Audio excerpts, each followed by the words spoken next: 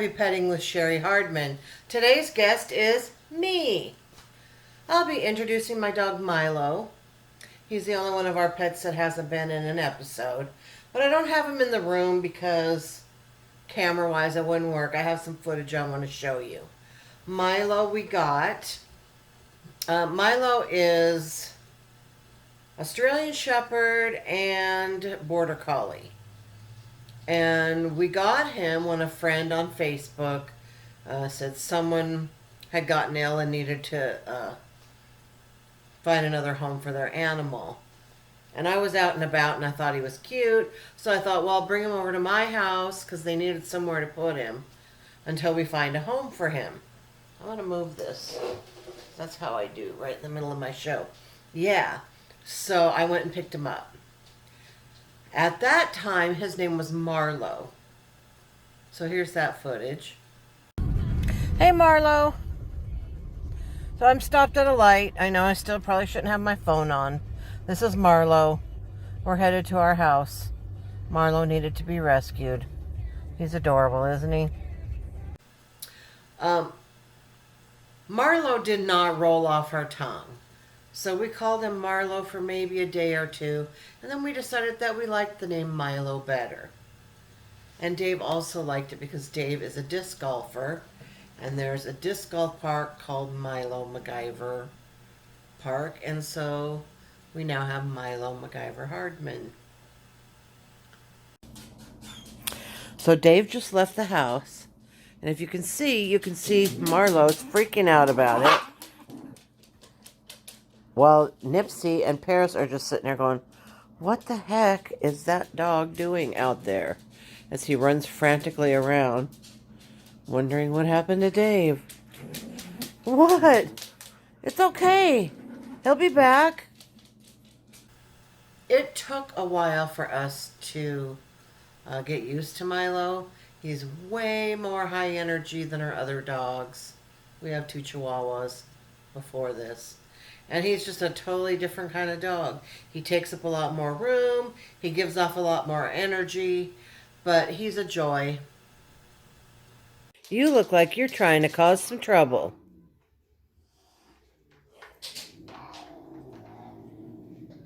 Milo, leave Willie alone. Come. Sit. Good dog. Nope. Hi, Willie. Hi, Willie.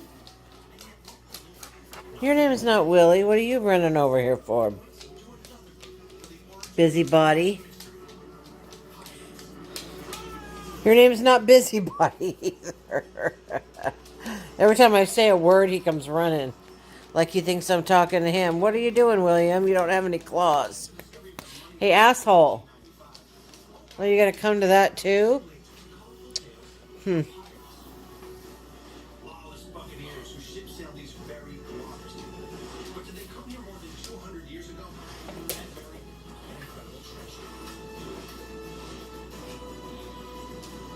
For the next hour, I'll be drilling down on whether or not pirates were really responsible for...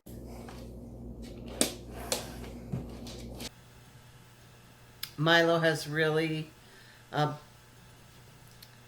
become a member of the family now. You know, he's part of our pack, and we love him, and he's fun. Now, if Milo could write a review about me as an owner, just me specifically, he would say that he loves it when I take him for walks, except I don't let him stop and sniff as often as he would like.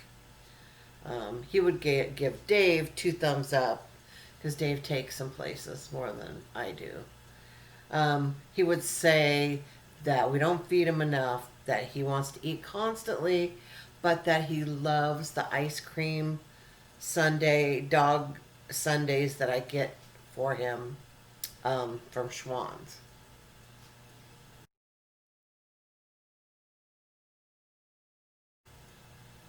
So I guess that's it about Milo. I just want to, yeah. He's a good dog. We love him. I know you guys are waiting for me. I'm coming.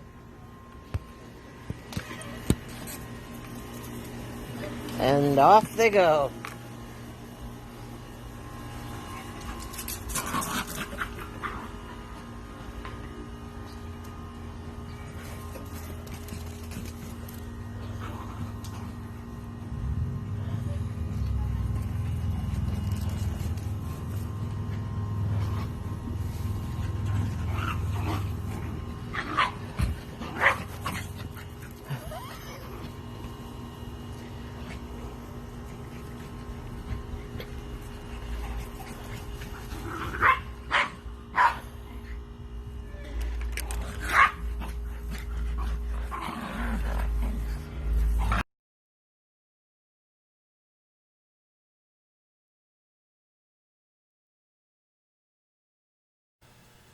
Now, for heavy petting of the human variety, I have a story. And this story does not involve my husband. This is a pre-Dave story. And Dave knows this story, but Dave prefers to think of me as a virgin. Like, he would like to think that no one's ever gone there before him. Now, since I have two kids with two different dads, I don't know how uh, what's the word, realistic that is. There we go. But this is like one of my last hookup stories before I started seeing Dave.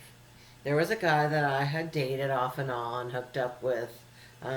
Still friends with him. He's probably watching this, so hey, I'm not going to say your name publicly. But I had gone to a dance. It was a BBW dance. They had dances for big women and men who like big women. They're just size positive dances. And this was a pajama dance. So I had a really cute item of lingerie on. Was this the one where I wore the lingerie, or was this a different one? Yeah, I think it was. And I got a little too drunk. So this guy that I knew, this friend of mine, took me to his place. We left my car and he drove us back to his place. And when I came in, he had this apartment where you go in, there's the living room, and then off to the side is the bedroom, and the bathroom is off the bedroom. So you have to go in the bedroom to go to the bathroom. And in his living room, he had a female friend and her little child staying with him. So we went directly into his bedroom, and it was I remember it was July, it was really hot. And I had AC at my house in my bedroom, and he didn't have AC at his house in his bedroom. And he had because he had a daughter that visited him on the weekends, is probably why. But he had some kind of plasticky coating on his mattress. I mean, he had sheets on it, but you could just feel that kind of stickiness underneath.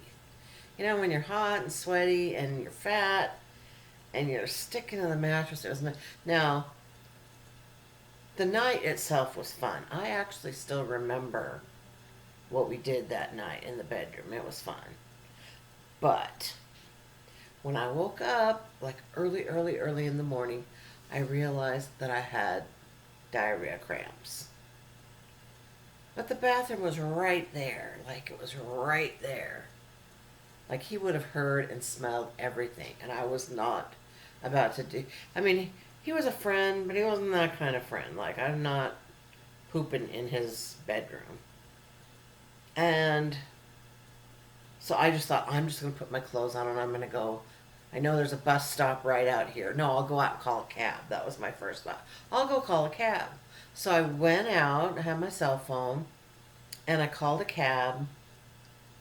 And then I waited, and I waited, and I waited, and no one came. I called them back. They were trying to get someone. They were having some kind of problem, so there was no cab available for me. Well, he lived in Auburn, and I knew that neighborhood because I used to live in it years ago. So I knew where the bus stop was, and I knew where the bus went. So I walked over to the bus stop. Now, mind you, I'm still just holding diarrhea at this point. No, let me backtrack. When I realized that the cab wasn't coming, I thought, I'm going to have to just go back in there and poop. But then I realized, oh, wait a minute.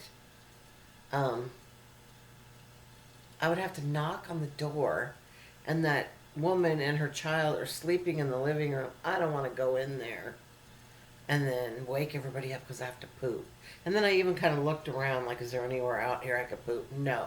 So then I went to the bus stop, still holding on to diarrhea. Got on the, luckily right then, like, the bus showed up. It was like a Christmas miracle.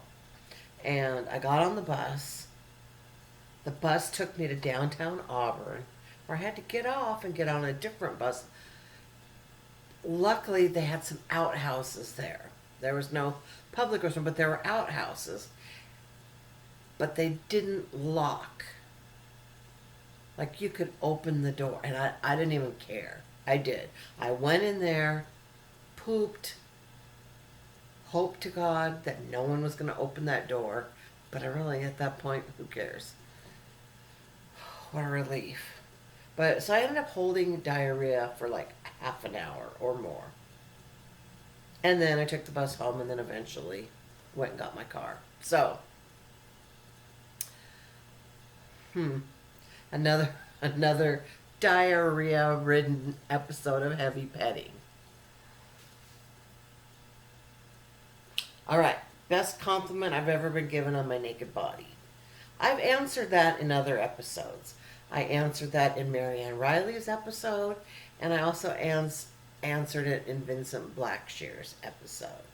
So, I'm going to tell you what I wish someone would say about my naked body. Now, I wish they would say, oh, you're in great shape, but we know that's not true. This is something that I wish they would say that's true. And I haven't even thought of it yet. I'm just thinking of it right now. So, I wish, if I say they, Dave's the only one. So then it's like I'm complaining about Dave. See, this is how my mind works. I always wished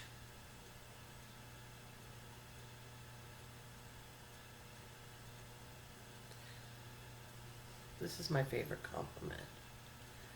When you walk into a room, whether you're naked or whether you're clothed, and the person that you're with is doing something, and they turn and look at you and they say, wow. That's the best compliment to me. No, it's not if they say, oh, wow. No. But wow. You look great. You look sexy. You're beautiful. So, compliment the people in your life more. If someone walks into a room and looks stunning, tell them. Whether they're naked or not. What's on her mind? She's a big, big girl in a skinny woman's world. Now she's a big, big girl in a skinny woman's world. Now she's a big, big girl, big, big girl, big, big girl.